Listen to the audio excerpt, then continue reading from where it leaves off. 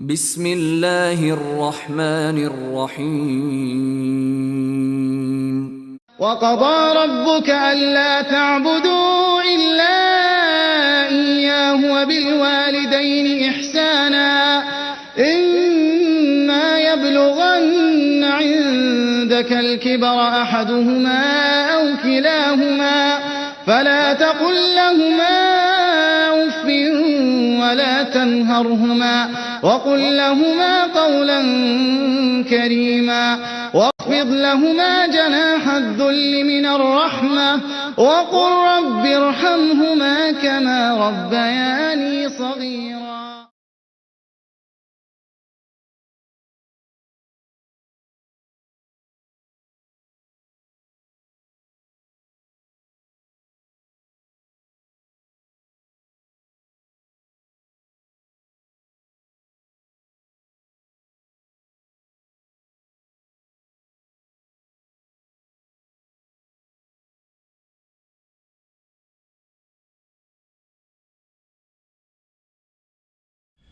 إن الحمد لله نحمده ونستعينه ونستغفره ونعوذ بالله من شرور أنفسنا ومن سيئات أعمالنا من يهده الله فلا مضل له ومن يضلل فلا هادي له وأشهد أن لا إله إلا الله وحده لا شريك له وأشهد أن محمدا عبده ورسوله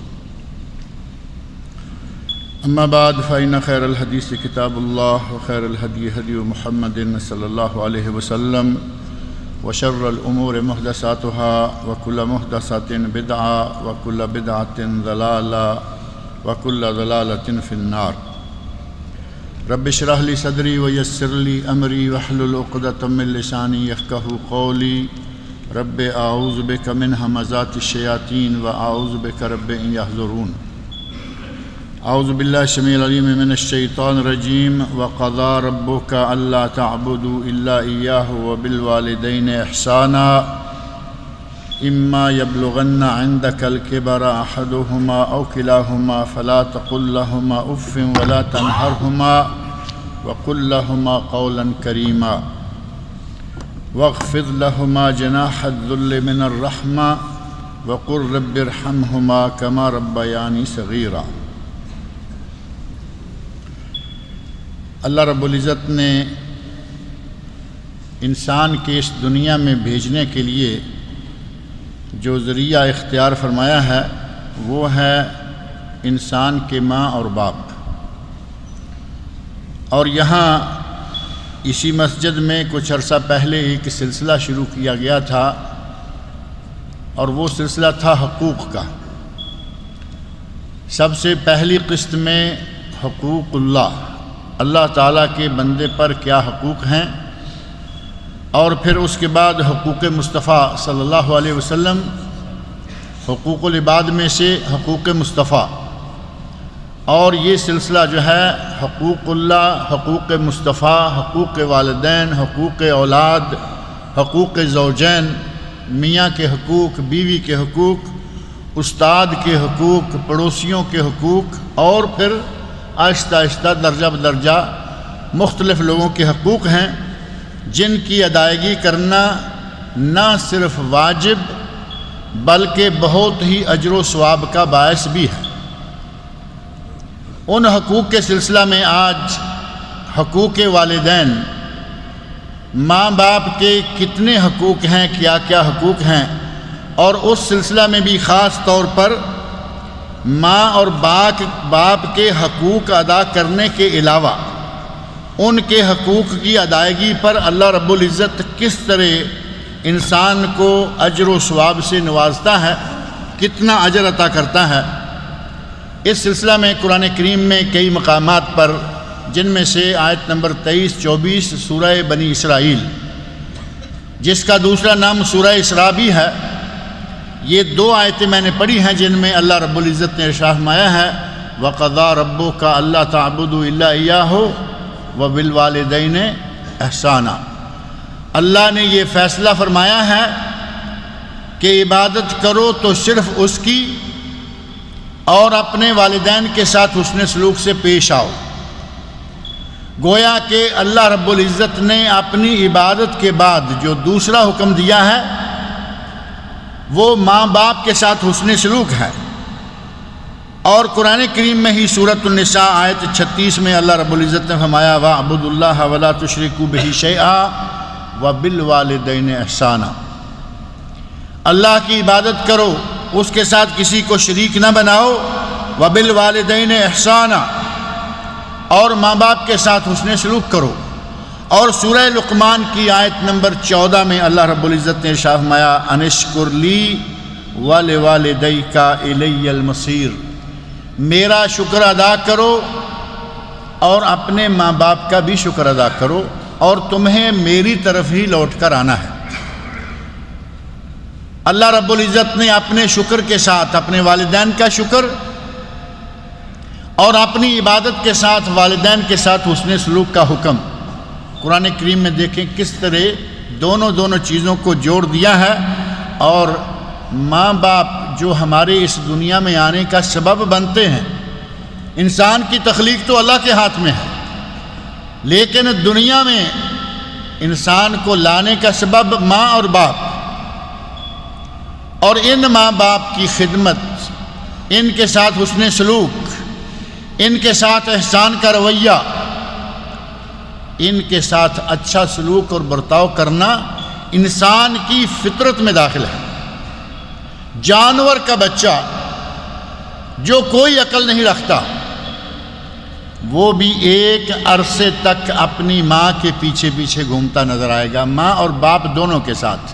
چڑیا کا بچہ لے لیں، جانور کا بچہ لے لیں، بھیڑ بکری گائے بھینس اونٹ کوئی جانور لے لیں، جانور کا بچہ بھی ماں باپ کا خیال کرتا ہے.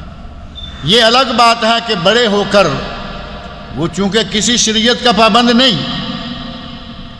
اللہ رب العزت نے اسے اتنی عقل نہیں دے رکھی اور اس میں یہ چیزیں نہیں ہیں کہ یہ رشتہ حلال ہے، یہ حرام ہے، یہ ایسے ہے، یہ ویسے ہے، لیکن فطرت چاہتی ہے کہ جب تک وہ چھوٹا ہے ماں باپ کے پیچھے لگا. اور انسان تو انسان ہے، اشرف المخلوقات ہے.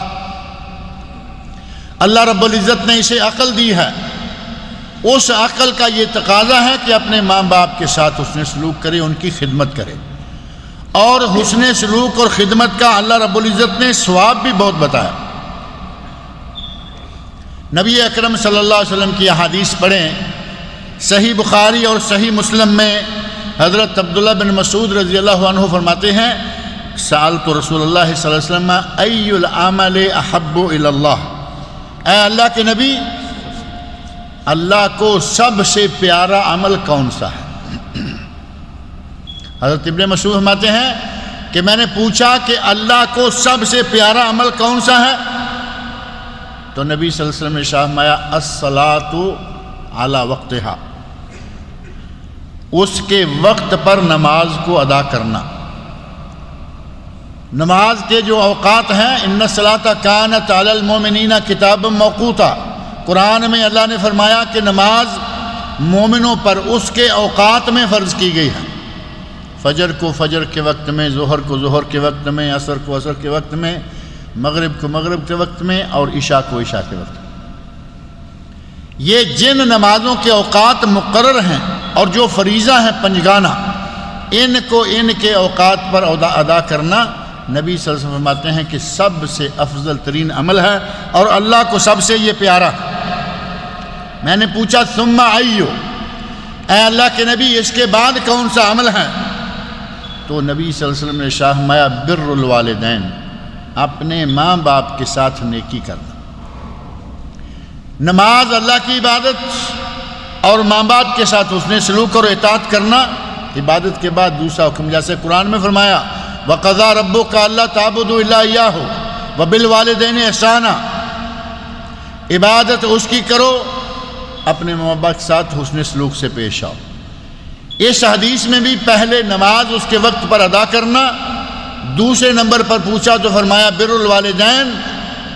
حضرت ابن مسعود رضی اللہ عنہ فرماتے ہیں میں نے پوچھا ثم ایو یا رسول اللہ، اے اللہ کے رسول پھر اس کے بعد؟ تو نبی اکرم صلی اللہ علیہ وسلم نے ارشاد فرمایا جہاد فی سبیل اللہ، الجہاد فی سبیل اللہ، جہاد فی سبیل اللہ جو بہت ہی بڑا عمل ہے۔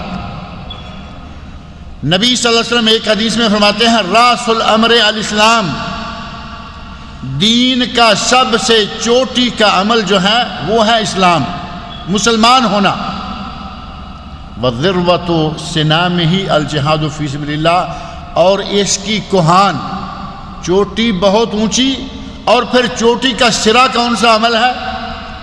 جہاد فی سبیل اللہ۔ اور یہاں نبی اکرم صلی اللہ علیہ وسلم فرما رہے ہیں کہ اللہ کی عبادت کے بعد ماں باپ کی اطاعت اور اس کے بعد جہاد فی سبیل اللہ۔ اتنا بڑا عمل ہے ماں باپ کے ساتھ حسن سلوک کرنا۔ اور صحیح بخاری و مسلم میں ہی ایک دوسری حدیث ہے، حضرت عبداللہ بن عمر بن عاص رضی اللہ تعالی عنہما، وہ کہتے ہیں کہ ایک آدمی آیا، آ کے نبی صلی اللہ علیہ وسلم سے پوچھتا ہے یا رسول اللہ مجھے جہاد میں جانے کی اجازت دیجئے۔ تو نبی صلی اللہ علیہ وسلم پوچھتے ہیں احی والداک، کیا تیرے ماں اور باپ زندہ ہیں؟ صحابی کہتے ہیں زندہ ہیں۔ تو نبی صلی اللہ علیہ وسلم فرماتے ہیں فَفِيهِمَا فَجَاهِدْ، اپنے ماں باپ کی خدمت کر، تمہیں اسی میں جہاد کا ثواب ملے گا۔ جس عمل کو دین کی چوٹی، اسلام کا سب سے اعلیٰ عمل قرار دیا، اس کا الٹرنیٹ نبی صلی اللہ علیہ وسلم نے کیا بتایا کہ اگر ماں باپ بوڑھے ہیں، ان کی خدمت کے لیے دوسرا کوئی آدمی نہیں ہے، تو فرمایا کہ ان ماں باپ کی خدمت کرو۔ فَفِيهِمَا فَجَاهِدْ، ان کی خدمت کرو گے اللہ تعالیٰ تمہیں جہاد کا ثواب۔ ماں باپ میں جہاد کرو کا معنی کیا؟ فَفِيهِمَا فَجَاهِدْ، یعنی ان کی خدمت کرو، ان کی خدمت کرنے میں تمہیں جو مشقت ہوگی تمہارا وہی جہاد ہوگا۔ اور نبی اکرم صلی اللہ علیہ وسلم سنن ترمذی کی جید سند کے ساتھ ایک حدیث ہے، اس میں آپ ارشاد فرماتے ہیں رضا الرب فی رضا اللہ، رضا الرب فی رضا الوالد، اللہ کی رضا کس میں ہے؟ والد کی رضا میں۔ اگر والد راضی ہے تو اللہ بھی راضی ہے، اور اگر والد بد دعائیں کر رہا ہو، والد دل سے یہ چاہ رہا ہو کہ میرا یہ بیٹا دنیا سے اٹھ جائے، آپ سمجھ سکتے ہیں کہ وہ والد کتنا دکھی ہوگا اپنے بیٹے کے بارے میں۔ فرمایا رضا اللہ فی رضا الوالد، رضا الرب فی رضا الوالد، اس کائنات کے خالق و مالک کی رضا اور خوشنودی تمہارے اپنے باپ کی رضا اور خوشنودی میں ہے۔ وَسَخَطُ الرَّبِّ فِي سَخَطِ الْوَالِدِ، اور رب کی ناراضگی تمہارے باپ کی ناراضگی میں ہے۔ اگر باپ ناراض ہے تو سمجھ لو کہ تمہارا والد بھی ناراض ہے۔ ناراضگی تمہارا، اگر باپ ناراض ہے تو رب بھی ناراض ہے، باپ خوش ہے تو رب بھی خوش ہے۔ اور ماں کا درجہ تو ویسے بھی والد سے بھی بہت بڑا ہے۔ کئی لوگوں کو دیکھا گیا، سنا گیا کہ اپنے ماں باپ کو گالیاں تک بکتے ہیں، ماں باپ کو گالیاں، اور یقین مانے بعض دفعہ انتہائی تعجب ہوتا ہے کہ فلاں نے اپنے ماں کو مارا، باپ کو مارا۔ اتنے شقی القلب اور بدبخت انسان دنیا میں موجود ہے۔ جس ماں باپ کی اطاعت، جس ماں باپ کے ساتھ حسن سلوک اللہ نے اپنی عبادت کے بعد دوسرے درجے میں رکھی، یہ اسے مار رہا ہے، اسے گالیاں دے رہا ہے۔ اور قرآن کریم میں اللہ رب العزت فرماتے ہیں، وہی سورہ بنی اسرائیل اسراء، اما یبلغن عندک الکبر احدہما او کلاہما، اگر کبھی یہ دونوں یا ان دونوں میں سے کوئی ایک بڑھاپے کو پہنچ جائے اور تم زندہ ہو، تندرست و توانا ہو، تم موجود ہو، وہ بوڑھے ہو گئے ہیں اور تم موجود ہو، فلا تقل لہما اف ولا تنہرہما، انہیں اپنی زبان سے کبھی اف تک بھی نہ کہنا۔ گالی تو بڑی دور کی بات ہے، مارنا اس سے بھی دور کی بات ہے، کبھی تمہاری زبان سے اف بھی نہیں نکلنا چاہیے۔ اور فرمایا جب ماں باپ بڑے ہو جائیں، جب تک ماں باپ کے ہاتھ میں ڈنڈا ہوتا ہے تو کسی کی ضرورت ہی نہیں ہوتی. بچہ چاہے کتنا بڑا پہلوان کیوں نہ ہو، جب تک ماں باپ کی کمر سیدھی ہے، جب تک ماں باپ کمانے کی صلاحیت رکھتے ہیں، اولاد میں یہ ضرورت نہیں ہوتی کہ وہ مارنے کو آئے. اللہ نے فرمایا اما یبلغن عندک الکبر احدہما او کلاہما، دونوں بوڑھے ہو جائیں یا ان میں سے ایک بوڑھا ہو جائے. کبھی ایسا ہوتا ہے کہ آدمی ایک ہی کو دیکھتا ہے، باپ ہوش سنبھالنے سے پہلے فوت ہو گیا، اس نے ایک ہی کو دیکھا. ماں اس کو جنم دیتے فوت ہو گئی، اس نے ایک ہی کو دیکھا.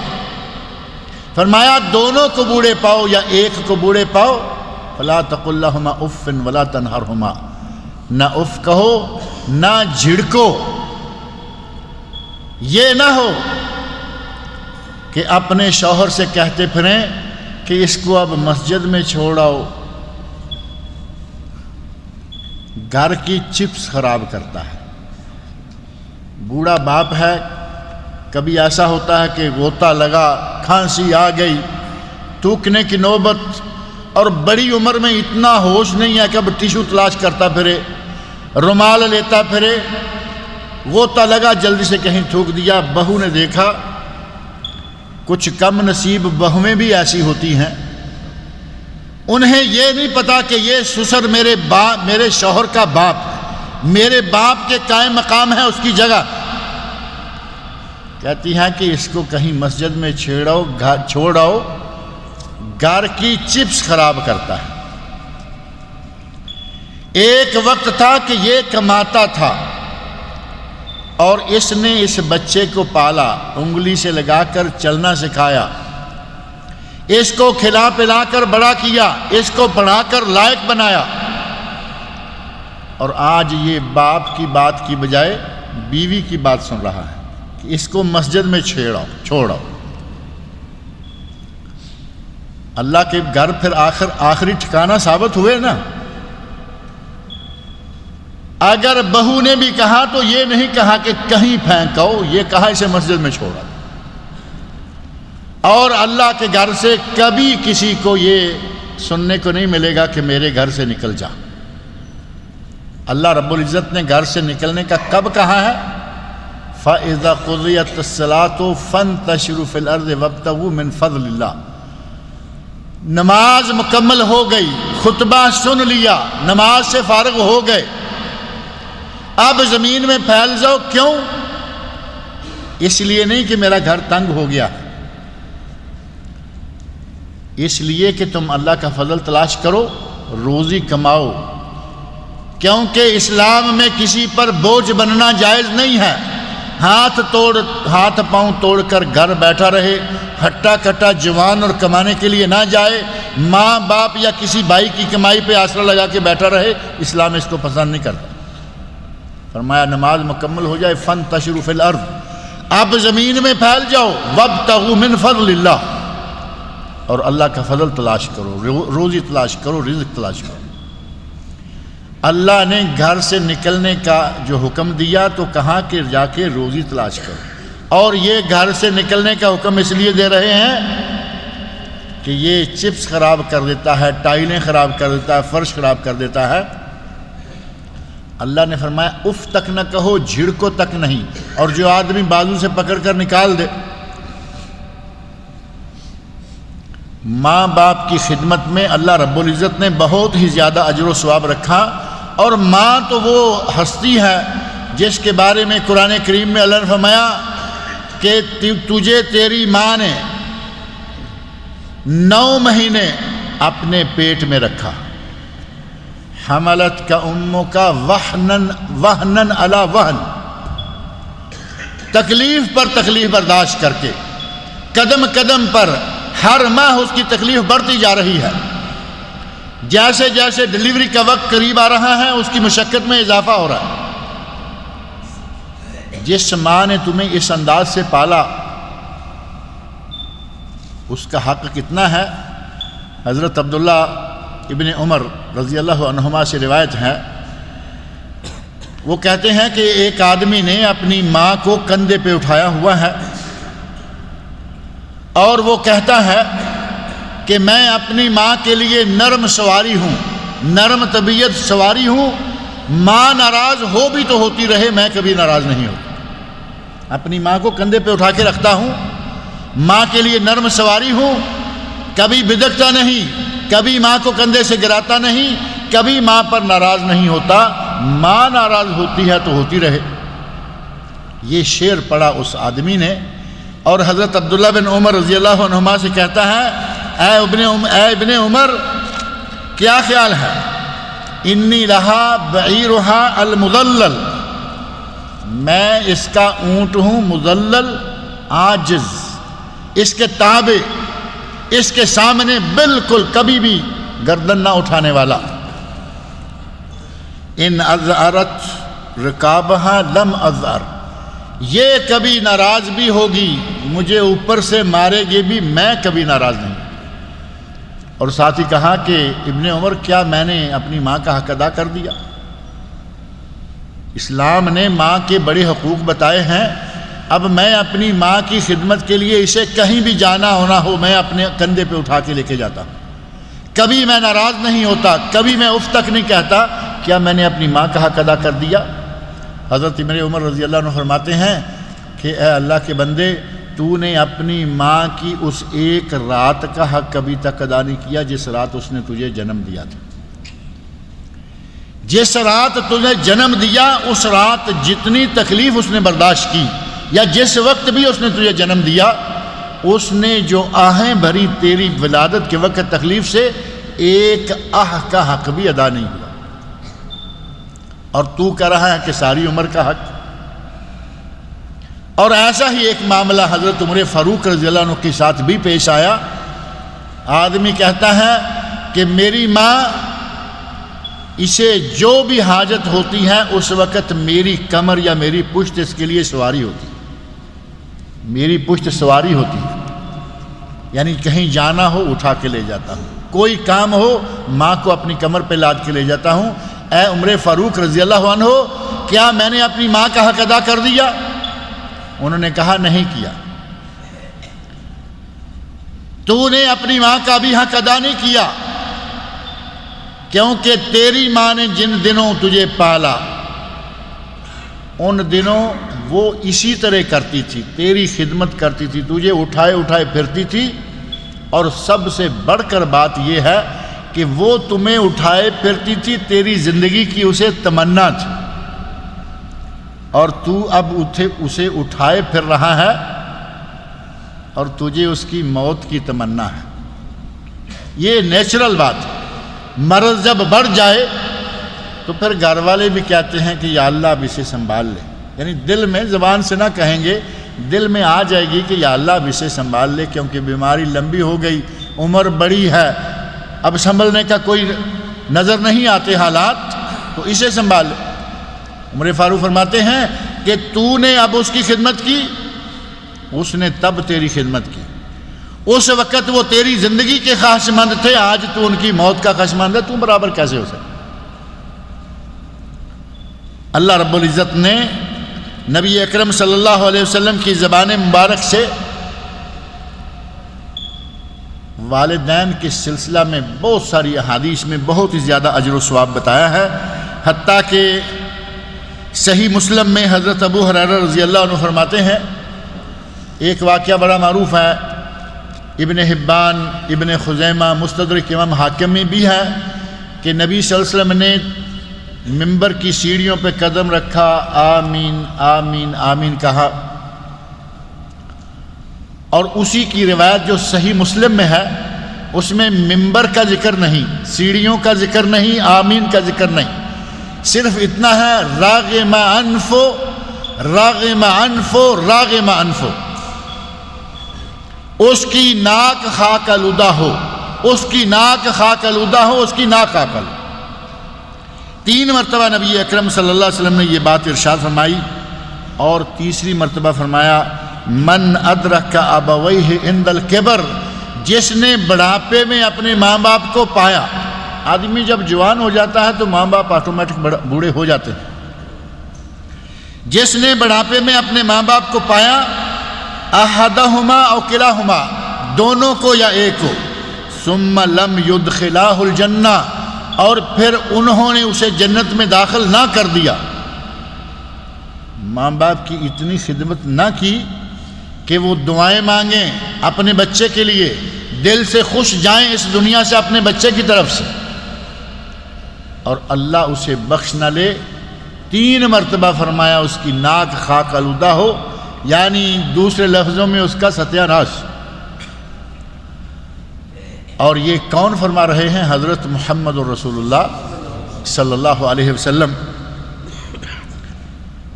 اور ماں باپ کی خدمت میں جس طرح جنت ہے، ماں باپ کی خدمت میں جنت ہے. صحابی نے کہا یا رسول اللہ میں جہاد کے لیے جانا چاہتا ہوں. آپ نے پوچھا ماں ہے باپ ہے؟ صحابی کہتا ہے یا رسول اللہ ماں ہے. ماں باپ دونوں نہیں، ماں ہے. فرمایا الزمہا، اپنی ماں کے ساتھ جڑا رہ، اس کی خدمت کرتا رہ، اس کی قدموں کے نیچے تیری جنت. ماں کے ساتھ جڑا رہا. آدمی کس کی اجازت طلب کر رہا ہے؟ جہاد کی. بہترین عمل اسلام کا اس کی اجازت طلب کر رہا ہے. لیکن نبی صلی اللہ علیہ وسلم فرماتے ہیں کہ ماں باپ ہیں؟ عرض کیا کہ نہیں، صرف ماں ہے. فرمایا الزمہا فإن الجنت تحت قدمیہا، اپنی ماں کی خدمت کرتا رہا، اس سے جڑا رہا، اس کی خدمت میں لگا رہا، تیری جنت اس کے قدموں کے نیچے. ماں باپ جنت. والد کے بارے میں نبی صلی اللہ علیہ وسلم فرماتے ہیں جنت کا دروازہ ہے، والد جنت کا دروازہ ہے، چاہے اسے سنبھال کے رکھو چاہے اسے ضائع کرو. اور جس کے ماں باپ بد دعائیں کر رہے ہوں اپنی اولاد کے لیے، اس نے جنت کا دروازہ کہاں سنبھالا؟ ماں باپ کے ساتھ حسن سلوک کا نبی اکرم صلی اللہ علیہ وسلم نے بہت ہی اجر و ثواب بتایا.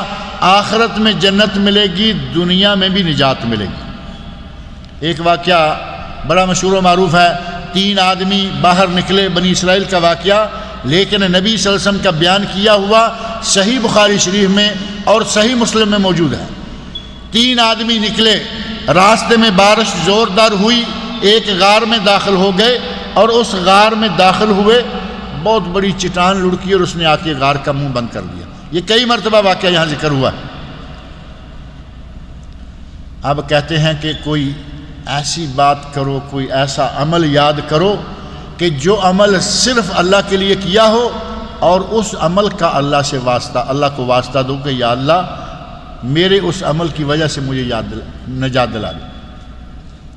ایک پہلا کہتا ہے یا اللہ تو جانتا ہے میرے ماں باپ بوڑھے تھے، تو جانتا ہے کہ میرے ماں باپ بوڑھے تھے، میں بکریاں چرایا کرتا تھا، سب سے پہلے دودھ دو کر میں اپنی ماں باپ کو ان کی خدمت میں پیش کیا کرتا تھا، اس کے بعد بیوی کو اور بچوں کو دیتا. ایک دن میں بکریاں چراتے دور چلا گیا، واپس آیا لیٹ ہو گیا، ماں باپ سو چکے تھے، پیالہ ہاتھ میں لیا اور ماں باپ کو سوئے دیکھتا رہا. میرے بچے بیوی وہ دودھ مانگتے رہے، بچے دودھ کے لیے بلکتے رہے، میں نے ان کو دودھ دیا نہیں کیونکہ پہلے میرے ماں باپ کا حق ہے. ماں باپ سوئے ہوئے ہیں، انہیں میں جگا نہیں رہا، سو گئے ہیں جگاؤں گا تو ان کو تکلیف ہوگی. اسی حالت میں دودھ کا پیالہ ہاتھ لیے، اے اللہ دن چڑھ گیا، ماں باپ خود اٹھے، ان کی خدمت میں دودھ پیش کیا، انہوں نے دودھ پیا اور اس کے بعد میں نے اپنے بیوی بچوں کو دودھ دیا. تو جانتا ہے کہ میں نے یہ صرف تیرے لیے کیا تھا، اگر میرا یہ عمل تو نے قبول کیا ہے تو ہمیں یہاں سے نجات دلا. اتنی بڑی چٹان جو کتنے لوگوں سے بھی ہٹ نہیں سکتی تھی، بغیر کسی کے ہاتھ لگائے چٹان ہٹ گئی، تھوڑا سا سوراخ ہو گیا، روشنی آ گئی. دوسرے نے کہا یا اللہ میری چچا زاد بہن تھی، میں نے اسے برائی کا ارادہ کیا، اس نے انکار کیا. ایک عرصہ کے بعد قحط سالی ہوئی، بھوکوں مرنے لگی، اس وقت اس نے میرے سامنے آ کے اپنی حاجت پیش کی کہ ہم مجبور ہیں، فقر ہے، تنگ دستی ہے، مجبوری ہے، کچھ تعاون کرو. تو میں نے اسے 120 دینار 120 دینار دینے کا وعدہ کیا، اور دینار جو ہے وہ آج کل نہیں، ایک عرصہ تک ایک دینار کی قیمت 450 ریال۔ آپ اندازہ کریں کہ ایک دینار 450 کا ہو تو 120 دینار کتنی بڑی رقم بنتی ہے۔ 450-500 ریال ایک دینار، اور یہ ہے 120 دینار۔ اتنا سونا، 120 دینار سونا میں نے اس لڑکی کو دیا۔ جب میں گناہ کرنے لگا تو اس لڑکی نے مجھے کہا کہ اے اللہ کے بندے، یہ مہر ہے جو اللہ رب العزت نے لگائی ہے، لا احل لک ان تفض الخاتم الا بحقہ، تیرے لیے یہ حلال نہیں ہے کہ حق کے سوا تو یہ مہر کھولے۔ یعنی مہر عصمت یہ اللہ نے لگائی ہے، یہ کلمہ کے ساتھ، خطبہ کے ساتھ، نکاح کے ساتھ ہی کھلتی ہے، تجھے یہ حق نہیں ہے کہ تو یہ مہر توڑے۔ وہ آدمی کہتا ہے کہ یا اللہ، اس نے جب کہا اتق اللہ، اللہ سے ڈر جاؤ، اور میں تجھے اس کی اجازت نہیں دیتی کہ تو یہ مہر توڑے، میں نے اس سے 120 دینار میں سے ایک پائی بھی واپس نہیں لی، اور میں نے گناہ بھی نہیں کیا، میں وہیں ہٹ گیا، اور یہ صرف تیرے لیے تھا۔ وہ چٹان اور ہٹ گئی، لیکن ابھی نکلنے کا راستہ نہیں بنا۔ تیسرے نے کہا یا اللہ، تو جانتا ہے میرے پاس کچھ مزدوروں نے کام کیا، اور ان مزدوروں نے اپنی اپنی مزدوری لی، ایک مزدور جو ہے وہ مزدوری چھوڑ کر چلا گیا، میں نے اس کے پیسے کو انویسٹ کیا، اس کے پیسے کو کام میں لگایا، پیسے بڑھتے گئے، اونٹ، بکریاں، گائیاں، غلام، بھیڑیں، بہت سارا مال ہو گیا۔ ایک عرصے کے بعد وہ پلٹ کر آیا تو اس نے کہا کہ میری اجرت، میں نے کہا کہ یہ ساری بکریاں، بھیڑیں، گائیاں، اونٹ تیرے ہیں۔ تو اس نے کہا کہ مذاق نہ کرو۔ میں نے کہا بالکل مذاق نہیں ہے، یہ تیرا حق ہے۔ یا اللہ، وہ شخص ہر چیز لے گیا، اس نے کوئی چیز میرے لیے نہیں چھوڑی، یعنی بکری کا بچہ بھی میرے لیے نہیں چھوڑا، اور تو جانتا ہے کہ میں نے یہ صرف تیرے لیے کی۔ آج آپ جانتے ہیں کام کروا کے مزدوری نہیں دیتے، کام کروایا مزدوری نہیں، کوشش یہ ہے کہ یہ کہیں آؤٹ ہو جائے تو اچھا ہے، یہ بھی نہیں کہ میں مزدوری اس کو نہیں دوں گا، اب خواہش ہے کہ یہ کہیں آؤٹ ہو جائے تاکہ یہ مجھ سے مانگ بھی نہ سکے۔ اس نے عرصہ کے بعد آنے والے مزدور کو مزدوری کس طرح دی؟ چند پیسے چھوڑ کر گیا تھا، ڈھیروں گائیاں، بکریاں، اونٹ، بھیڑیں، اتنا مال دیا، اور کہا کہ یہ سارا تیرا ہے، وہ سارا لے گیا، کوئی چیز بھی نہیں چھوڑی۔ اے اللہ، تو جانتا ہے کہ میں نے صرف تیرے لیے کیا تھا۔ وہ چٹان منہ سے ہٹ گئی اور وہ تینوں باہر نکل۔ اللہ نے دنیا میں جان بھی بچائی، آخرت میں جہنم سے بھی جان بچائے گا۔ یہ ماں باپ کی خدمت کا نتیجہ۔ ان تینوں نے اپنا عمل پیش کیا بطور وسیلہ، اور ہم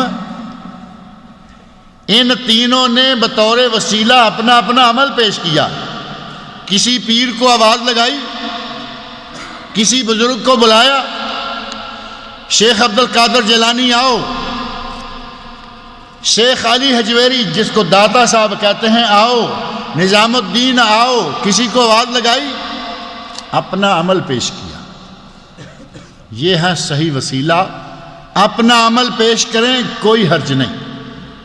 اللہ کے اسماء حسنہ لو، ان اسماء حسنہ کی برکت سے دعا مانگو، کوئی حرج نہیں۔ اور اگر کوئی زندہ آدمی ہے تو اس سے جا کے دعا کرواؤ، کوئی حرج نہیں۔ حضرت عمر فاروق رضی اللہ عنہ کے واقعہ معروف ہے، کہہ سالی ہوئی، نبی صلی اللہ علیہ وسلم کی قبر مبارک مدینہ منورہ کے اندر موجود ہے، لیکن صحابہ حتیٰ کہ عمر فاروق رضی اللہ عنہ جو امیر المومنین ہیں وہ قبر نبوی تک نہیں گئے، بلکہ دار عباس یاد آیا، نبی کے چچا کے گھر گئے اور کہا عباس ہمارے ساتھ چلو، دعائے استسقاء کرتے ہیں، نماز استسقاء پڑھتے ہیں، تم دعا کرنا۔ اگر عباس جیسا کوئی نیک آدمی ہو، عباس رضی اللہ عنہ، کبھی آپ نے سنا کہ وہ کپڑے اتار کے گلی میں بیٹھ جایا کرتے تھے؟ کبھی سنا کہ وہ مہینوں نہایا نہیں کرتے تھے؟ حضرت عباس رضی اللہ عنہ کی طرح نیک پیر ہو، پابند صوم و صلات ہو، پابند شریعت ہو، اس سے دعا کرواؤ، کوئی حرج نہیں۔ اور جو خود قبر پہ بیٹھا ہوا حق ہو کی آوازیں لگا رہا ہے، نماز کا ہوش نہیں، کپڑے کا ہوش نہیں، روزے کا ہوش نہیں، اور ہم اسے پیر بنا لیں اور اس سے دعائیں کروائیں، یہ لوگ اس لائق نہیں ہیں۔ اگر کوئی واقعی نیک اور پاک باز آدمی ہے اس سے دعا کروائی جا سکتی ہے، اسے دعا کا وسیلہ جائز۔ نیک آدمی اور زندہ آدمی فوت ہو چکا ہے اور آپ اس سے کہہ رہے ہیں کہ میری جان چھڑاؤ۔ شیخ عبد القادر جیلانی کا ذکر پرسوں ترسوں میں مرکز میں بھی کر رہا تھا، میرا خیال ہے یہاں بھی کبھی ذکر آیا ہوگا کہ پاکستان انڈیا کی جنگ ہوئی 65 میں، خاص طور پر یہ سننے میں آیا 65 میں جنگ ہوئی، انڈیا کا بمبار آ رہا ہے، اس نے بم پھینکا لاہور کے اوپر، نیچے سے شیخ عبد القادر جیلانی بغداد سے گئے، بم کو دبوچا اور راوی میں پھینک دیا۔ لاہور کے کونے میں ساتھ ہی راوی ہے نا، کہا کہ وہ بم پکڑ کے راوی میں ڈال دیا۔ گجرات پہ بم آ رہا تھا، نیچے سے پکڑا چناب میں ڈال دیا۔ جہلم پہ بم آ رہا تھا، جہلم میں ڈال دیا۔ شیخ عبد القادر جیلانی کیا کھیل کھیل رہے تھے وہاں؟ اس وقت لاہور، اس وقت گجرات، اس وقت کراچی، اس وقت یہ شہر یاد آ گئے، اور 2-4 سال پہلے بغداد یاد نہیں آیا جہاں وہ بیٹھے ہوئے ہیں۔ بغداد جس شہر میں ان کا مزار ہے، بغداد کو انگریزوں نے، عیسائیوں نے، یہودیوں نے، امریکیوں نے تباہ کر دیا، اور حضرت صاحب باہر نہیں آئے۔ یا پھر شاید انڈیا والوں سے ڈرتے نہیں ہوں گے، انگریزوں سے ڈرتے ہوں گے۔ اس قسم کی کارروائیاں ہمارے جو مسلمانوں میں آئی ہیں یہ قطعاً جائز نہیں ہے۔ زندہ آدمی سے دعا کروائیں، جو فوت ہو چکا وہ فوت ہو چکا، جو اپنے شہر کو نہیں بچاتا وہ کسی کو کیا بچائے گا۔ اور جس نے کل پرسوں ترسوں 10 تاریخ کو چیخ رہے تھے، چلا رہے تھے یا علی مدد، اور وہ 10 تاریخ کو نہیں سارا سال، اور وہ صرف شیعہ نہیں سنی بھی سارے ہی یا علی مدد کے نعرے لگا رہے ہیں۔ بیٹا 61 ہجری 10 محرم کو شہید ہو گیا، اور کہتے ہیں نا کہ پیاس سے شہید کر دیے گئے، مظلوم شہید کر دیے گئے۔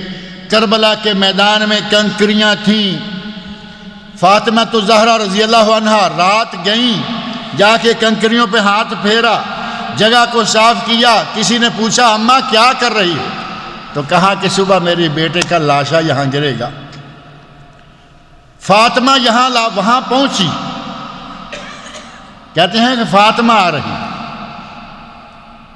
فاطمہ نے بچایا لاشے کے لیے راستہ۔ عجیب بات ہے کہ یہاں میرا بیٹا پہنچے گا، وہاں آ گئی اور بیٹے کو بچانے کے لیے کچھ نہ کیا۔ حضرت علی رضی اللہ عنہ آپ کی آ کے کیا سنیں گے جن کا اپنا بیٹا شہید ہو گیا؟ آج تو ان کی شہادت کو کتنا عرصہ؟ 1400 سال بیت گئے ہیں۔ 1400 سال بعد آپ یا علی مدد کہیں گے اور باگے آئیں گے، اور بیٹا صرف چند سال کے بعد ایک میدان میں بھوکا پیاسا مظلوم شہید ہو رہا ہے۔ حضرت علی رضی اللہ عنہ نہیں آئے۔ اب کئی ادھر ادھر سے لائیں گے حکایتیں۔ اللہ کے بندو، سیدھی سادی بات ہے، جو اپنے بیٹے کو نہیں بچا سکتا وہ کسی کو کیا بچائے گا؟ اور پھر یہ تو حضرت علی رضی اللہ عنہ ہے، نبی صلی اللہ علیہ وسلم کے ہاتھ میں کل شاید آپ کے علم میں ہے کہ رستگاہوں کی طرف سے یہ اعلان ہے کہ کل شاید مغرب کے بعد چاند گرہن ہوگا۔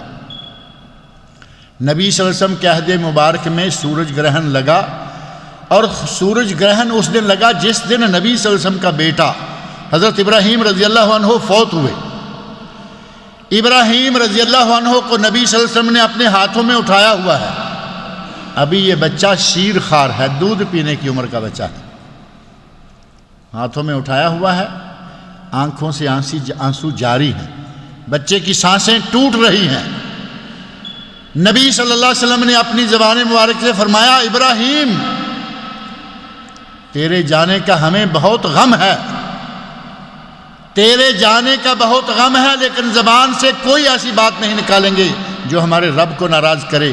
ابراہیم کے سانسیں ٹوٹ گئیں، ابراہیم فوت ہو گئے۔ کہاں؟ نبی کے ہاتھوں میں، نبی کی گود میں، نبی کی آنکھوں کے سامنے۔ نبی صلی اللہ علیہ وسلم اپنے اکلوتے، اس وقت یہ اکلوتے تھے، پھر اپنے اکلوتے بیٹے کی جان نہیں بچا سکے، اور آپ نے آپ کو مختار کل کا لقب دے رکھا ہے۔ کہتے ہیں مختار کل، اس پوری کائنات میں جو کرے محمد مصطفیٰ کریں صلی اللہ علیہ وسلم۔ کہاں کا دین تم لیے پھر رہے؟ جو اپنے بیٹے کی جان نہیں بچا سکتا وہ کسی کو کیا بچائے گا؟ اور پھر وہ خود اپنی زبان سے بار بار کہہ رہے ہیں، اپنی بیٹی سے کہا عمل کر لو، اپنی پھوپھی سے کہا عمل کر لو، چچا سے کہا عمل کر لو، نجات عمل سے ہوگی، ہمارا کوئی اختیار نہیں ہوگا کسی کو نجات دلانے۔ غرض یہ کہ اگر کوئی وسیلہ پکڑے زندہ نیک آدمی کا، اب ہم تو اس لفظ کو پیر بھی کہنا مناسب نہیں سمجھتے، کیونکہ یہ لفظ بدنام ہو چکا ہے۔ پیر کا لفظ انتہائی بدنام ہو چکا ہے، بڑے بڑے بدماش پکڑے جا رہے ہیں جو پہلے کل تک پیر تھے، اگلے دن اخباروں میں فوٹو آ گئے۔ یہ لفظ اتنا بدنام ہو گیا ہے کہ اب نیک پیر کی بجائے کہیں کہ اگر کوئی نیک آدمی ہو، نیک شخص ہو، نیک ولی اللہ ہو، اس سے دعا کروائیں، کوئی حرج نہیں، اپنے عمل کا وسیلہ پیش کریں، کوئی حرج نہیں۔ یہ وسیلے جو ہم نے شروع کر رکھے ہیں وہ وسیلے نہیں۔ ماں باپ کی خدمت کرنے میں رزق میں اضافہ اور عمر میں درازی۔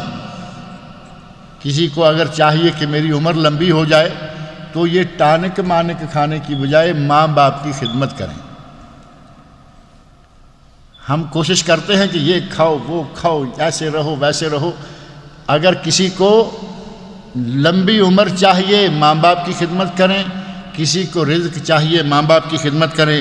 صحیح بخاری اور صحیح مسلم میں حدیث ہے، حضرت انس رضی اللہ عنہ ارشاد فرماتے ہیں کہ نبی اکرم صلی اللہ علیہ وسلم نے ارشاد فرمایا، من سرہ ان یبسط علیہ رزق، جسے یہ اچھا لگے کہ اس کے لیے رزق وسیع ہو جائے، وَيُنْسَعَ فِي أَثَرِهِ، اس کی عمر لمبی ہو جائے، فَلْيَصِلْ رَحِمَ، تو وہ صلہ رحمی کرے۔ اور صلہ رحمی پھوپھی کے ساتھ تعلق، چچا کے ساتھ تعلق، خالہ کے ساتھ تعلق، ماموں کے ساتھ تعلق، اور ان چاروں سے بڑھ کر کون ہے؟ ماں اور باپ، جن کی وجہ سے یہ رشتے ہیں سارے۔ سب سے پہلا حق صلہ رحمی میں ماں اور باپ کا۔ نبی اکرم صلی اللہ علیہ وسلم فرماتے ہیں کہ ماں اور باپ ان دونوں کے ساتھ تعلق آپ کی روزی میں اضافے کا ذریعہ بنے گا اور آپ کی عمر بھی لمبی ہوگی۔ نبی اکرم صلی اللہ علیہ وسلم نے ارشاد فرمایا، لا يدخل الجنت قاطع رحم، صلہ رحمی نہیں بلکہ قطع رحمی، پھوپھی سے تعلق نہیں، چچا سے تعلق نہیں، خالہ سے تعلق نہیں، ماموں سے تعلق نہیں، اور وہ تو چار رشتے تھوڑے بعد میں ہیں، ہٹ کے ہیں۔ اپنی ماں سے تعلق نہیں، اپنے باپ سے تعلق نہیں، ان کو مہینوں سالوں ملنے کو نہیں، ٹیلی فون نہیں، خط نہیں، کتاب نہیں، یہ قطع رحمی ہے۔ نبی صلی اللہ علیہ وسلم ارشاد ہیں کہ قطع رحمی کرنے والا کبھی جنت میں داخل نہیں ہو سکتا۔ لا يدخل الجنت قاطع رحم، قطع رحمی کرنے والا جنت میں داخل نہیں ہوگا۔ غرض یہ کہ اللہ رب العزت نے اور نبی اکرم صلی اللہ علیہ وسلم نے بہت ہی زیادہ مقام و مرتبہ بتایا ہے والدین کا، اور والدین کے جو حقوق ہیں ان حقوق میں سے ایک حق یہ ہے کہ ان کی عزت کریں، ان کا احترام کریں۔ حضرت ابو ہریرہ رضی اللہ عنہ نے ایک آدمی کو دیکھا کہ اس کے ساتھ ایک دوسرا بزرگ ہے، پوچھا یہ کون ہے؟ تو کہتے ہیں کہ یہ میرے والد ہیں۔ حضرت ابو ہریرہ کہتے ہیں لا تسمی ہے، حقوق اور آداب دیکھیں ماں باپ کے، لا تسمی ہی، اپنے باپ کا نام لے کر کبھی نہ پکارنا، باپ کا نام نہ لینا. ہمارے یہاں بیویاں شوہر کا نام بھی نہیں لیتی، ایک اچھی بات ہے یہ بھی، لیکن بیوی کو شوہر کا نام لینا منع نہیں ہے، لیکن احتراماً رہے تو اچھا ہے. فرمایا اپنے باپ کا نام نہ لینا. ولا تمشِ امامہ، اپنے باپ کے آگے آگے لگ کے نہ چلنا. ایک یہ کہ پیدل چلتے ہوئے باپ کے آگے نہ لگنا، نہ چلنا، اور دوسرا یہ کہ باپ کچھ کہہ رہا ہے تم کچھ کر رہے ہو، یہ نہ کرنا. لا تقدموا بین یدی اللہ ورسولہ، اللہ اور اللہ کے رسول سے آگے نہ بڑھو. اسی طرح حضرت ابو ہریرہ فرماتے ہیں کہ اپنے باپ سے آگے نہ چلو، آگے نہ بڑھو. ولا تجلس قبلہ، آپ دونوں آئے ہیں کٹھے، گھر میں داخل ہوئے، کمرے میں داخل ہو گئے، بیٹھک میں داخل ہو گئے، اب بیٹھنا ہے دونوں نے، اپنے باپ سے پہلے بیٹھو نہیں. ادب دیکھیں کتنا ہے کہ باپ سے پہلے بیٹھو نہیں. ایک آدمی سے پوچھا گیا کہ تم نے کبھی اپنے ماں باپ کے ساتھ ان کی پلیٹ میں کھانا کھایا ہے؟ تو کہتا ہے کہ نہیں. فرمایا کیوں اپنے ماں باپ کے ساتھ کھانا کیوں نہیں کھاتے؟ کہتے ہیں کہ میں اس بات سے ڈرتا رہتا ہوں کہ کھانا کھانے کے دوران پلیٹ پر میرے باپ کی یا ماں کی کسی بوٹی پر نظر ہو، کہیں میں غلطی سے وہ بوٹی اٹھا کے نہ کھا لوں. میں اتنا ڈرتا ہوں نافرمانی سے کہ ماں باپ کی نظر ایک بوٹی پر، ماں باپ کی نظر کسی پیس پر ہے پلیٹ میں، کہیں ایسا نہ ہو کہ میں پہلے وہ اٹھا لوں. اس حد تک صحابہ اکرام رضی اللہ عنہم اور تابعین تبع تابعین اتنا احترام کیا کرتے تھے. اور ماں باپ کے حقوق میں سے ہی ہے کہ ان کے لیے دعائیں مانگیں. رب ارحمہما کما ربیانی صغیرا، اے اللہ میرے ماں باپ پر رحم فرما جس طرح بچپن میں شفقت کے ساتھ، محبت کے ساتھ، رحمت کے ساتھ انہوں نے پالا، اے اللہ تو بھی ان کے ساتھ رحم فرما. رب ارحمہما کما ربیانی صغیرا، یہ دعا مانگتے رہنا چاہیے. اور دعائیں مانگتے رہیں، آخرت میں بھی ماں باپ کو ان دعاؤں کا فائدہ ہوگا. نبی اکرم صلی اللہ علیہ وسلم ارشاد فرماتے ہیں کہ ایک آدمی جنت میں ہے اور اس کا درجہ بلند کر دیا جاتا ہے، اور وہ کہتا ہے انا لی ھذا، اے اللہ یہ میرے لیے اب کیسے ہو رہا ہے؟ میں تو جنت میں ہوں، اب میں تو کوئی ایسا عمل کر نہیں رہا، دار العمل ختم ہو گیا میرے لیے، اب تو میں دار الجزا میں ہوں. تو نبی اکرم صلی اللہ علیہ وسلم فرماتے ہیں کہ اسے کہا جائے گا باستغفار ولدک لک، تیرا بچہ تیرے لیے مغفرت کر رہا ہے. وہ بیٹا ہے یا بیٹی، بیٹا ہو یا بیٹی، دونوں بچے ہیں ماں کے لیے، باپ کے لیے. تیرا بیٹی بیٹا کوئی تیرے لیے مغفرت کی دعائیں مانگ رہا ہے، اللہ رب العزت جنت میں تیرے درجات بلند کر رہا ہے. اپنے ماں باپ کے لیے دعائیں مانگتے رہنا چاہیے. اور اگر ان کو ضرورت ہو ان کی خدمت کریں. مالی خدمت، باپ کی، ماں آپ کی نہیں لیکن باپ کی بیوی ہے، جسے سوتیلی ماں کہتے ہیں، سٹیپ مدر، اس ماں کی بھی خدمت کریں، اس کے لیے بھی خرچہ دیں. آپ کے سگے بھائی نہیں، ماں جائے نہیں، لیکن اس عورت سے آپ کے باپ کی اولاد ہے، آپ کے سوتیلے بھائی ہیں، اگر وہ چھوٹے ہیں ان کے لیے بھی خرچ دیں. اپنے بھائیوں کے لیے، سوتیلے بھائیوں کے لیے، سوتیلی ماں کے لیے، اپنے باپ کے لیے اور ماں کے لیے، ان سب کے لیے خرچہ نکالنا بہت ضروری ہے. اور قرآن کریم میں اللہ نے فرمایا ہے کہ اپنے ماں باپ کے سامنے جھک کے رہو. وَاخْفِضْ لَهُمَا جَنَاحَ الذُّلِّ مِنَ الرَّحْمَةِ، ان کے لیے اپنے پہلوؤں کو جھکا کے رکھو اور ان کے لیے دعائیں مانگتے رہو. اور سنن ابو داود میں ہے کہ اپنے ماں باپ کے لیے نماز، دعا کرتے رہو، دعائیں کرتے رہو. اس کے علاوہ ان کا کوئی کسی کے ساتھ لین دین کا کوئی معاہدہ ہے تو اس معاہدے کو بھی پورا کرو، صلہ رحمی کرتے رہو. اس طرح اللہ رب العزت نے والدین کا بہت ہی زیادہ مقام و مرتبہ بتایا ہے. ہم اگر اپنی فطرت کے ہاتھوں نہ سہی، کم از کم اللہ کی کتاب کو مانتے ہوئے اور پھر محمد رسول اللہ صلی اللہ علیہ وسلم کے ارشادات کو مانتے ہوئے، ہمیں چاہیے کہ اپنے والدین کے ساتھ جتنا بھی ہو سکے اس نے سلوک سے پیش آئیں، ان کی خدمت کریں، ان کے پاس ہیں ان کی مٹھی چاپی کریں، ان کو دبائیں، ان کے احکام پر عمل کریں، ان کی خواہشات کو پورا کریں۔ ماں کی خواہش کیا ہے، باپ کی خواہش کیا ہے؟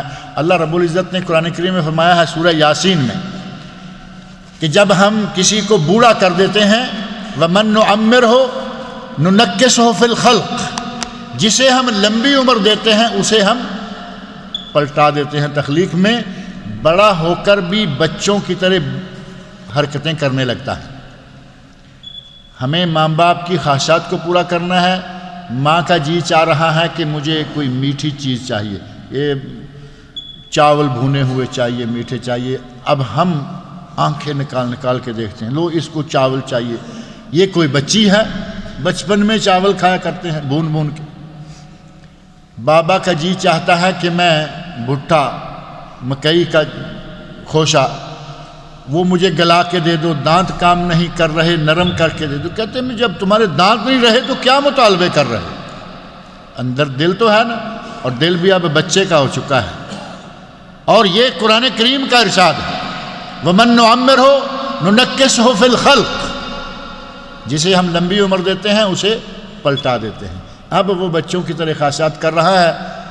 کل یہ بچہ تھا اور وہ ماں باپ پھولے نہیں سماتے تھے اس کی خواہشات کو پورا کرتے ہوئے، پیار سے، محبت سے، شفقت سے ساری خواہشات پوری کرتے تھے۔ اور آج یہ ان کو کہتا ہے کہ یہ خبتی ہو گئے ہیں۔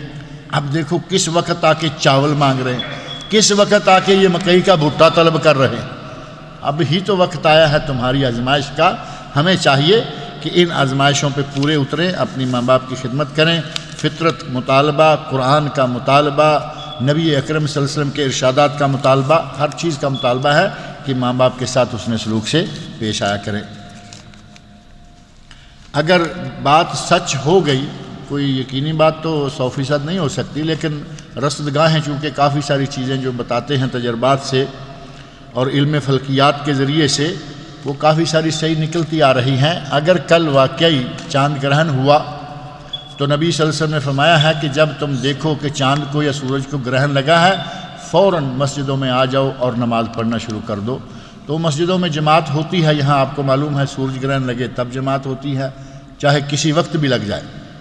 اور چاند گرہن ہوا تو رات مغرب کے بعد نماز صلاۃ الخسوف، اگر خا کے ساتھ ہو خسوف تو یہ چاند گرہن، اور اگر کاف کے ساتھ ہو کسوف تو یہ ہے سورج گرہن۔ دونوں کو ایک دوسرے پر بھی فٹ کرتے ہیں عرب میں، لیکن عموماً کاف کے ساتھ، کاف کتاب والا، کسوف سورج گرہن اور خسوف چاند گرہن۔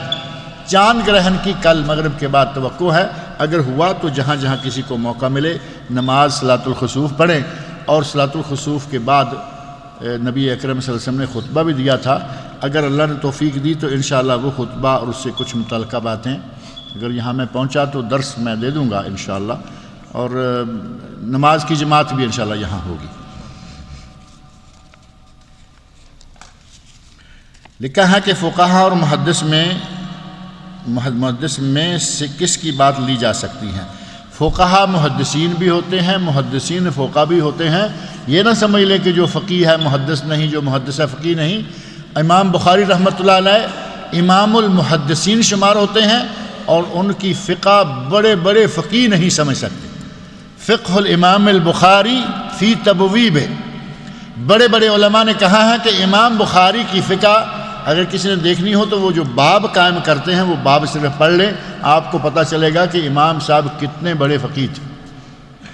محدث فقیہ بھی ہوتا ہے، فقیہ محدث بھی ہوتا ہے، لیکن کہیں کہیں ایسا ہے کہ فقیہ صرف فقیہ ہوتا ہے، محدث نہیں ہوتا۔ محدث سب فقیہ ہوتے ہیں لیکن فقیہ سب محدث نہیں ہوتے، لہذا یہ فرق ذہن میں رکھیں۔ عورتوں کے چہرے کے پردے کے بارے میں شیخ البانی اور شیخ ابن باز کا اختلاف، ان کا اختلاف ہے، اس میں کوئی شک نہیں، اور بہت سارے مسائل میں علماء کا اختلاف رہتا ہے۔ اور چہرے کے پردے کو واجب قرار دینے والے دنیا بھر کے علماء اور ان کے ساتھی شیخ ابن باز رحمۃ اللہ علیہ بھی ہیں، اور چند ایک گنتی کے چند لوگ ہیں جو چہرے کا پردہ واجب قرار نہیں دیتے۔ واجب قرار نہیں دیتے یہ نہیں کہ وہ کہتے ہیں کرو نہیں۔ ایک غلط فہمی یہ ذہن میں رکھیں کہ لوگوں نے غلط طریقے سے مشہور کر دیا کہ وہ پردہ کرنے کا منع کرتے، نہیں، ان میں سے کسی نے چہرے کے پردے کو منع نہیں کیا، لیکن وہ کہتے ہیں کہ فرض نہیں، کرنا چاہیے۔ علامہ البانی رحمۃ اللہ علیہ جن کے بارے میں یہ غلط فتویٰ مشہور کیا جا چکا ہے، وہ پردہ دار خواتین، ان کے گھر کی خواتین پردہ دار، پردہ کرنے کو مستحسن اچھا سمجھتے رہے، لیکن ایک فنی یا ٹیکنیکل نقطہ ہے کہ یہ پردہ واجب ہے یا نہیں، اس معاملے میں صرف ان کا اختلاف تھا۔ لہٰذا اس بات کو غلط رنگ سے نہ اڑاتے جایا کریں کہ شیخ البانی شاید پردہ کے قائل نہیں تھے، صرف وجوب کے قائل نہیں تھے۔ اب یہ بہت بعد کی بات ہے، پردہ کریں، پردہ کرنا چاہیے، پردہ کیا جاتا رہا۔ ہمیں وہی عادت ہے کہ وہ میٹھا میٹھا حق، عورتیں پردہ جو کرنا ہی نہیں چاہتی، ساری دنیا کے علماء کو چھوڑ دیں گے، ڈاکٹر ذاکر نائک نظر آ گیا، علامہ البانی نظر آ گیا، یہ دونوں چونکہ پردہ چہرے کا مانتے نہیں، واجب نہیں مانتے، ساری دنیا کے علماء بھول گئے، اتنے اپنے 4 امام بھی بھول گئے، یاد آئے تو ڈاکٹر ذاکر نائک اور شیخ البانی۔ ہمیں ہر میٹھا ہی حق نہیں کرنا چاہیے، کبھی کبھی کڑوا بھی۔ قل الحق ولو کان مرا، حق بڑا کڑوا ہوتا ہے لیکن کہنا چاہیے یا نہیں؟ یہاں حق کرتے ہیں یا نہیں؟ ہم کہتے ہیں، ہمیں کہنا ہے، کہنا چاہیے۔ حضرات اولیاء کرام، ولی اللہ صحابی یا پیغمبر کے ساتھ تعلق یا محبت نیک عمل سے ہے یا نہیں ہے؟ اولیاء کے ساتھ، سب کے ساتھ تعلق نیک عمل سے ہے، لیکن یہ ننگا آدمی اس کے ساتھ تعلق کرنا سخت گناہ ہے۔ جو آدمی ننگا بیٹھا ہے، جو آدمی بدماش ہے، جو آدمی بدقماش زناکار ہے، آپ کے سامنے اخبارات میں آتے رہتے ہیں، ان کے ساتھ تعلق رکھنا گناہ ہے۔ لیکن اگر کوئی واقعی نیک ہے، میں نے مثال دے دی، ایک طرف ہیں حضرت عباس رضی اللہ عنہ، عمر فاروق کا زمانہ، ایک طرف ہیں ہمارے یہ پیر جن میں سے اکثر پکڑے جا رہے ہیں، پکڑے جاتے رہتے ہیں، ان پیروں کے ساتھ تعلق رکھنا گناہ ہے۔ اے فلان ولی یا اے فلان پیغمبر، یہ مختصر بات میں نے آپ کے سامنے رکھ دی ہے کہ ولیوں سے محبت کرنا جائز ہے، اور ہر نیک آدمی ولی ہے۔ نیک آدمی سے محبت کریں، یہ انشاءاللہ جتنے لوگ بیٹھے ہیں سب ولی۔ آپ سب نیک ہیں یا نہیں؟ انشاءاللہ تعالیٰ سارے نیک ہیں، سارے ولی ہیں۔ جلدی میں 2 پیپر بھیج دیے ہیں کہ ولیوں کی بات کہیں آ گئی ہے، تو میں کل جلدی 2-3 اکٹھے پہ، ایک پہ کچھ بھی نہیں لکھا۔ تبلیغی جماعت جو گشت دیتے رہتے ہیں، کیا کریں؟ کہتے ہیں کہ وہ گشت دیتے رہتے ہیں، گشت دیتے نہیں رہتے، گشت کرتے رہتے ہیں۔ گشت دی نہیں جاتی، گشت کی جاتی ہے۔ ان کا کہنا ہے کہ ہم مانتے ہیں کہ فضائل اعمال میں غلطیاں ہیں، مگر گشت دینا صحیح۔ یہ آپ کا جملہ غلط ہے، جملہ بھی غلط ہے۔ گشت دینا، کیا ہم مولانا مودودی صاحب کی تفہیم القرآن پڑھ سکتے ہیں؟ کیونکہ اس مسجد میں اب ہر جگہ یہ موجود ہے۔ اس تفسیر میں جو اختلافات ہیں وہ بتائیں۔ اب یہ لمبی بات ہے، 6 جلدوں میں تفسیر ہے، اور اس میں بہت جگہ پر اختلافات ہیں۔ خاص طور پر جو توحید کا سب سے اہم ترین مرکزی نقطہ ہے، توحید کی 3 قسمیں، ان میں سے توحید الوہیت، توحید ربوبیت، ان 2 میں کوئی اختلاف نہیں ہے مولانا مودودی کا دوسرے علماء سے، اور توحید الاسماء والصفات توحید کی تیسری قسم ہے۔ مولانا مودودی تعویل کے قائل ہیں، دوسرے علماء تعویل کے قائل نہیں ہیں۔ بہت بڑا اختلاف یہ ہے، اور یہ ایک ہے، باقی کی تذکرہ نہیں کرتے۔ بہرحال اس وقت بہترین تفسیر سلفی پرانی عربی، بہت بڑے محدث، بہت بڑے فقیہ، بہت بڑے مورخ اور بہت بڑے سیرت نگار امام ابن کثیر رحمۃ اللہ علیہ، امام ابن کثیر کی تفسیر ابن کثیر بڑی مشہور ہے، بہترین انداز سے عربی میں بھی ایڈٹ ہو کے آ گئی ہے 1 جلد میں، اور اسی 1 کا ترجمہ دارالسلام نے 6 جلدوں میں چھاپ دیا ہے۔ بہترین تفسیر ہے، اور اس میں جو ایسی روایات تھیں جو تفہیم القرآن میں بکثرت ہیں، اس میں جہاں کہیں کوئی ایسی روایت آئی تھی جو ضعیف ہے، انہوں نے نکال دی ہے۔